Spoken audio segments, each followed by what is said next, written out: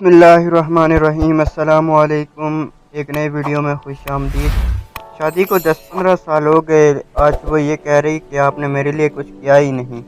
ایک خاتون نے اپنے شوہر سے کہا کہ آپ نے مجھے کچھ بھی نہیں دیتے، میری کوئی خواہش پوری نہیں کرتے۔ اپنے شوہر سے شکایت کرنے لگی کہ آج تک آپ نے میرے لیے کیا کیا ہے۔ وہ بہت پریشان ہوا کہ میں نے آج تک اپنی بیوی کے لیے کچھ کیا ہی نہیں۔ شادی کو 10-15 سال ہو گئے، آج وہ یہ کہہ رہی ہے کہ آپ نے میرے لیے کیا کچھ کیا۔ خیر وہ کسی سے ملا تو انہوں نے مشورہ یہ دیا کہ اپنی بیوی سے کہیں کہ آپ کو کیا چاہیے، جو بھی آپ کو چاہیے اس کی فہرست بنائیں۔ اس کی بیوی نے لسٹ بنانا شروع کر دی کہ مجھے کیا کیا چاہیے۔ 8-10 چیزیں اس نے لکھ دی، جبکہ اس کو پتا تھا کہ میرے شوہر کی آمدنی اتنی زیادہ نہیں ہے، پھر بھی اس نے لکھ دی کہ مجھے یہ چیزیں چاہیے۔ اس نے کہا اچھا اس کے علاوہ بھی کچھ چاہیے؟ انہوں نے کہا نہیں، مجھے بس یہی چاہیے۔ پھر انہوں نے کہا اچھا آپ ان 10 چیزوں میں سے پہلے کس کو ترجیح دیتی ہیں؟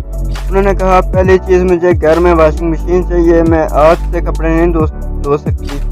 انہوں نے کہا ٹھیک ہے ہم پہلے واشنگ مشین لیں گے۔ اور کیا چاہیے؟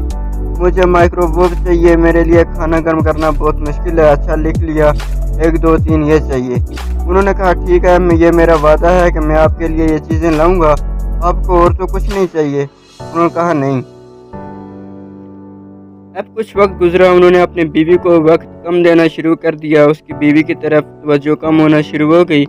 وہ زیادہ وقت اپنے روزگار کو دینے لگا۔ پہلے 10 گھنٹے کام کرتا تھا، اب 14 گھنٹے اوور ٹائم لگانے لگا اور دوستوں میں زیادہ بیٹھنے لگا۔ کچھ اس نے معمول سے ہٹ کر کام شروع کر دیے۔ پہلے گھر میں آ کر کبھی کبھار بیوی کا ہاتھ بٹا دیتا تھا، اب اس نے وہ سب چھوڑ دیا۔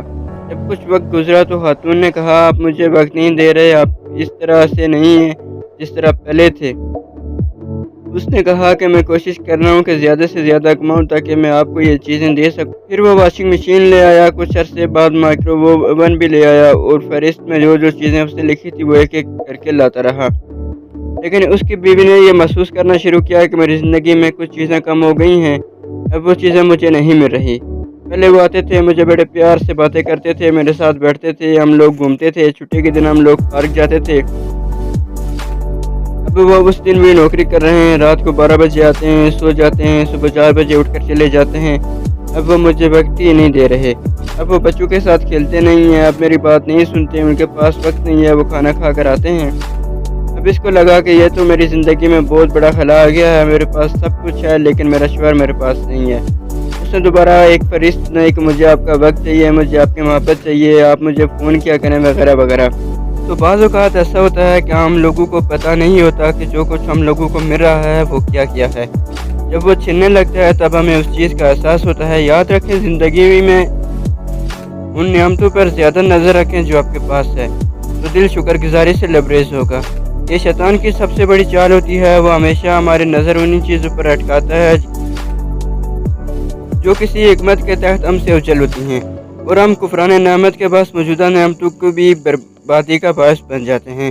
اللہ رب العزت ہمیں اپنے شکر گزار بندوں میں شامل فرمائے، آمین ثم آمین۔ مزید ویڈیوز کے لیے ہمارے چینل کو سبسکرائب کر لیجئے۔ شکریہ، جزاک اللہ۔